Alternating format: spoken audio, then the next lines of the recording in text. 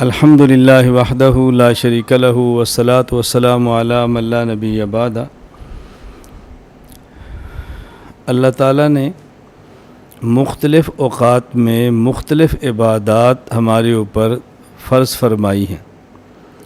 اس پر ہمیں اللہ تعالیٰ کا شکر ادا کرنا چاہیے کہ اللہ تعالیٰ نے اپنے کرم سے اپنے فضل سے خود ہی عبادات فرما دیں کہ تم نے فلاں وقت یہ عبادت کرنی ہے۔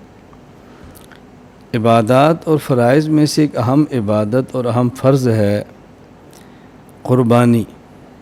اللہ کے راستے میں مخصوص دنوں میں، مخصوص اوقات میں مخصوص جانور کو قربان کرنا۔ قرآن کریم میں اللہ رب العزت ارشاد فرماتے ہیں سورۃ الحج آیت نمبر 34 میں، وَلِكُلِّ أُمَّةٍ جَعَلْنَا مَنْسَكًا، ہم نے ہر امت میں قربانی رکھی ہے۔ یعنی صرف قربانی امت محمدیہ میں نہیں ہے، قربانی پہلے بھی تھی، وہاں قربانی کے احکام اور تھے، یہاں قربانی کے احکام اور ہیں، لیکن قربانی تھی۔ اسی طرح قرآن کریم میں ہے اِنَّا أَعْطَيْنَاكَ الْكَوْثَرَ فَصَلِّ لِرَبِّكَ وَانْحَرْ إِنَّ شَانِئَكَ هُوَ الْأَبْتَرُ۔ اللہ نے اپنے پیغمبر کو فرمایا کہ آپ نماز بھی پڑھیں اور قربانی بھی دیں۔ وانحر کا ایک معنی قربانی کرنا ہے، قربانی کریں، تو قربانی کا ثبوت قرآن کریم سے ہے۔ اسی طرح بہت ساری احادیث اور روایات سے بھی قربانی ثابت ہے۔ سنن ابن ماجہ باب ثواب الاضحیہ، حضرت زید بن ارقم رضی اللہ تعالیٰ عنہ فرماتے ہیں نبی کریم صلی اللہ علیہ وسلم سے صحابہ کرام نے پوچھا، یا رسول اللہ ما هذه الاضاحی، یہ جو ہم قربانی کرتے ہیں یہ کیا چیز ہے؟ تو رسول اکرم صلی اللہ علیہ وسلم فرمایا، سنت ابیکم ابراہیم علیہ السلام، یہ تمہارے جد امجد حضرت ابراہیم علیہ السلام کا طریقہ ہے۔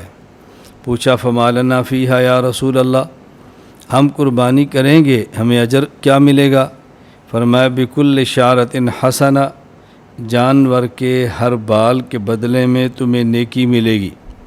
فالصوف یا رسول اللہ، اور وہ جانور کہ جس کے اوپر اون ہوتی ہے پشم کی طرح، فرمایا بکل شعرۃ من الصوف حسنہ، اس کے بھی بال ہوتے ہیں، عام جانور کے بال اور طرح ہیں اور اون والے جانور جیسے بھیڑ ہے اور طرح ہیں، تو اس کے بھی ہر بال پر تمہیں نیکی ملے گی۔ رسول اکرم صلی اللہ علیہ وسلم نے یہاں ایک بات غور کرنے کی ہے کہ جانور میں گوشت بھی ہے، جانور میں ہڈیاں بھی ہیں، جانور میں دل بھی ہے، کلیجی بھی ہے، اوجری بھی ہے، کئی چیزیں ہیں، پائی بھی لوگ کھاتے ہیں اور سر بھی جانور کا کھاتے ہیں، زبان بھی کھاتے ہیں، مغز بھی کھاتے ہیں، لیکن آپ نے بطور خاص بال کا ذکر فرمایا۔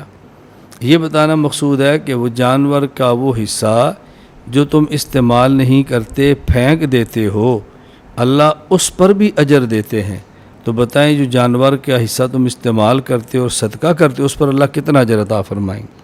تو رسول اکرم صلی اللہ علیہ وسلم نے قربانی کے جانور کو ذبح کرنے کی فضیلت ارشاد فرمائی ہے، قرآن کریم سے بھی ثابت ہے، احادیث سے بھی ثابت ہے، لہذا قربانی شریعت کا ایک اہم حکم ہے جس پر عمل مسلمان کو رغبت سے، خوشی سے کرنا چاہیے۔